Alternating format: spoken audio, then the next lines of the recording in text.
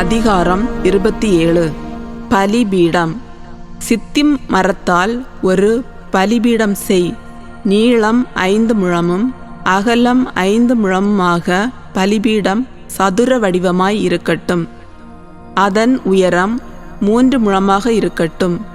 அதன் 4 மூலைகளிலும் கொம்புகளை அமைப்பாய். கொம்புகளும் பலிபீடத்தின் பாகமாகவே விளங்கும். பின் அதை வெண்கலத்தால் மூடு. பின்னர் அதை சார்ந்த சாம்பல் சட்டிகள், அள்ளுக்கருவிகள், பலிக்கிண்ணங்கள், முள்கரண்டிகள், நெருப்பு தட்டுகள் ஆகிய எல்லா கலன்களையும் வெண்கலத்தால் செய்வாய். அதை சுற்றிலும் வெண்கலத்தால் வலைப்பின்னல் போன்ற வேலைப்பாடு செய்து அதனுடன் இணைப்பாய். 4 மூலைகளிலும் 4 வளையங்களை பொருத்துவாய். பலிபீடத்தின் பாதி பகுதியை எட்டும்படி அதன் விளிம்புக்கு கீழே வலைப்பின்னலை பொருத்துவாய். பலிபீடத்தின் தண்டுகளை சித்திம் மரத்தால் செய்து அவற்றை வெண்கலத்தால் மூடுவாய். பலிபீடத்தை தூக்கி செல்வதற்காக அதன் 2 பக்கங்களிலும் இத்தண்டுகள் வளையங்களில் செலுத்தப்பட்டு இருக்கட்டும்.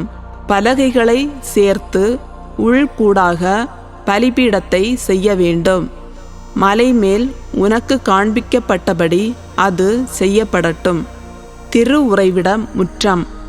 திருவுறைவிட முற்றத்தை நீ உருவாக்குவாய். தெற்கு பக்கத்தில் முறுக்கேற்றி நெய்த மெல்லிய நார்பட்டால் செய்த தொங்கு திரைகளை 100 முழ நீளத்திற்கு தென் திசை நோக்கி போட வேண்டும். அதற்கு 20 தூண்களும் வெண்கலத்தில் 20 பாத பொருத்துகளும் தூண்களுக்கான வெள்ளி கொளுத்துகளும் தூண்களும் தேவை.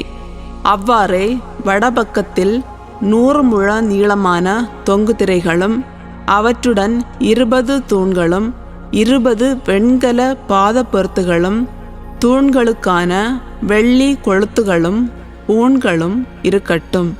மேற்கு பக்கத்தில் முற்றத்தின் அகலப்பகுதி 50 முழ தொங்கு திரைகளாலும் அதற்கான 10 தூண்களாலும் 10 பாத பொருத்துகளாலும் அமையட்டும்.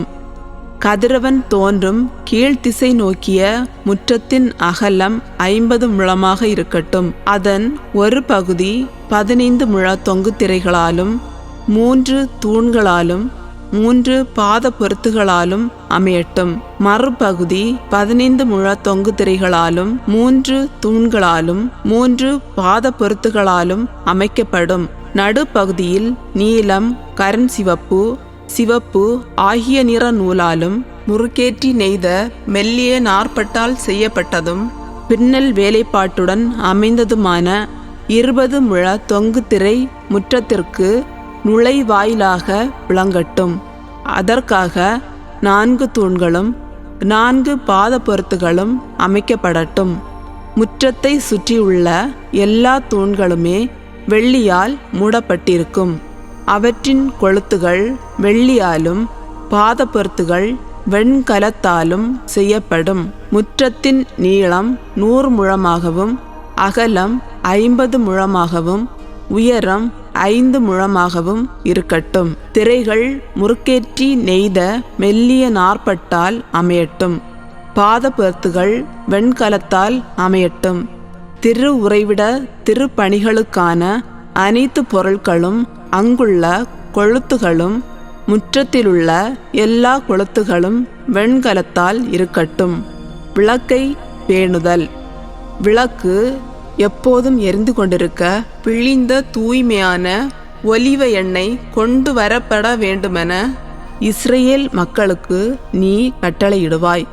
சந்திப்பு கூடாரத்தில் உடன்படிக்கை பேழைக்கு முன்னுள்ள தொங்கு திரைக்கு வெளியே அந்த விளக்கு எரிந்து கொண்டிருக்கட்டும். ஆரோனும் அவன் புதல்வரும் மாலை முதல் காலை வரை அதை கவனித்து கொள்ளட்டும். இது தலைமுறை தோறும் இஸ்ரேல் மக்களுக்கிடையில் மாறாத சட்டமாக இருக்கட்டும்.